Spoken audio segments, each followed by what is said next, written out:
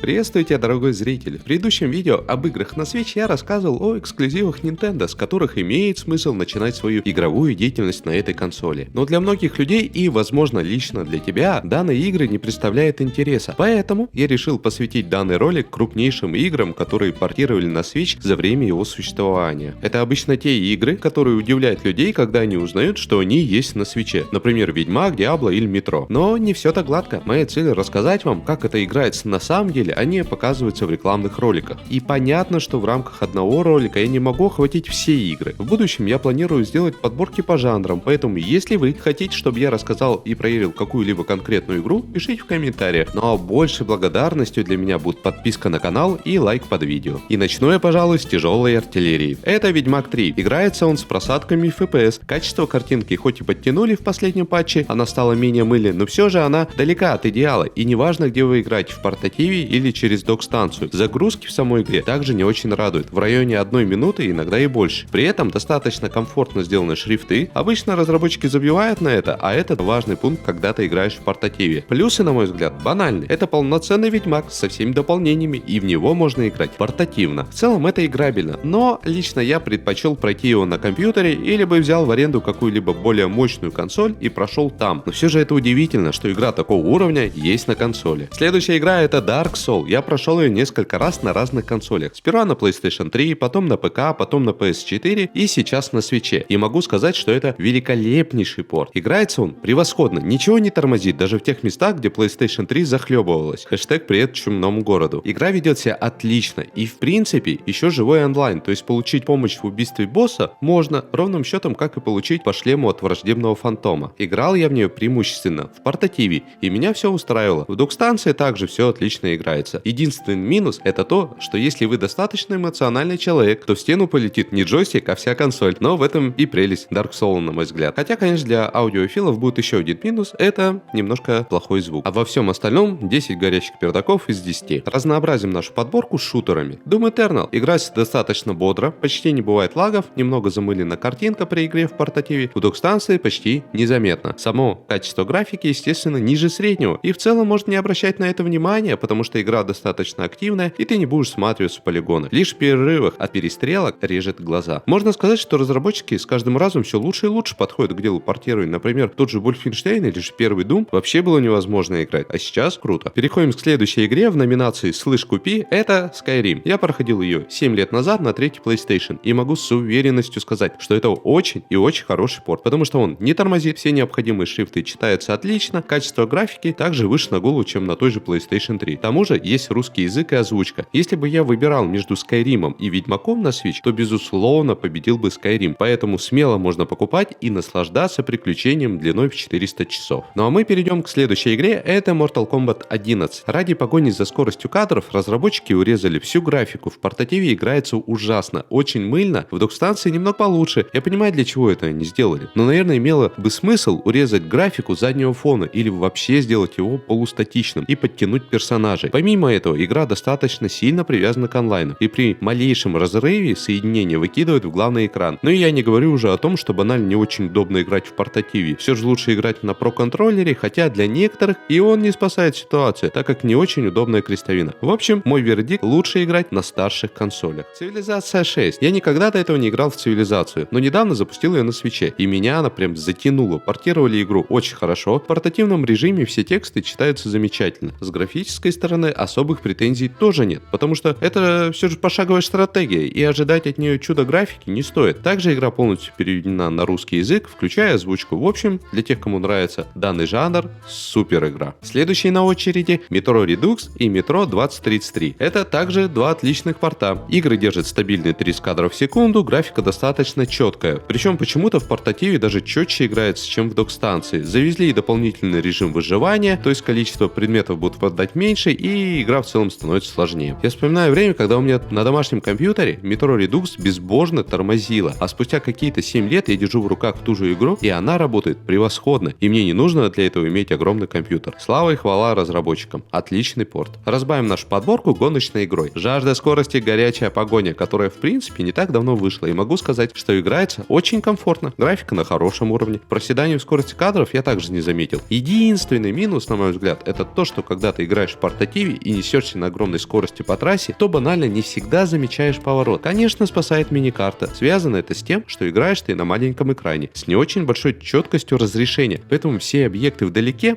немножко плохо видно. Постепенно ты к этому привыкаешь, но разработчики бы могли добавить обозначение будущего поворота в виде символов или же виртуальных стрелок, ведь в некоторых местах трассы они все же есть. В целом, заметно даже по шрифтам некоторым, что они не особо старались в портировании. Но гоночных игр на свитче не так много, поэтому играть можно и даже комфортно. Хотя я предпочел порт NFS Most Wanted или же первый или второй Underground. Как и, наверное, большинство тех, кто сейчас смотрит это видео. И завершаем мы нашу подборку на позитивной ноте игрой Diablo 3. Играется превосходно, скорость кадров не проседает, графика на хорошем уровне, игра полностью переведена и еще можно играть вдвоем на одной консоли. Я прошел ее от начала до конца и в целом получил массу удовольствия, несмотря на тот факт, что я ее уже проходил не раз на компьютере. Когда мне было 6 лет, я у мамы на работе играл в первую Diablo, и тогда я мечтал о том, что было бы круто иметь какой-то мини-компьютер с этой игрой у себя в кармане и играть в нее, когда я захочу, а не когда программист щебневого завода мне включит игру, и вот спустя 23 года мечты сбываются. Что ж, всем спасибо за внимание, в комментариях пишите игры, которые хотите, чтобы я рассмотрел, а также готов ответить на все ваши вопросы. До новых встреч!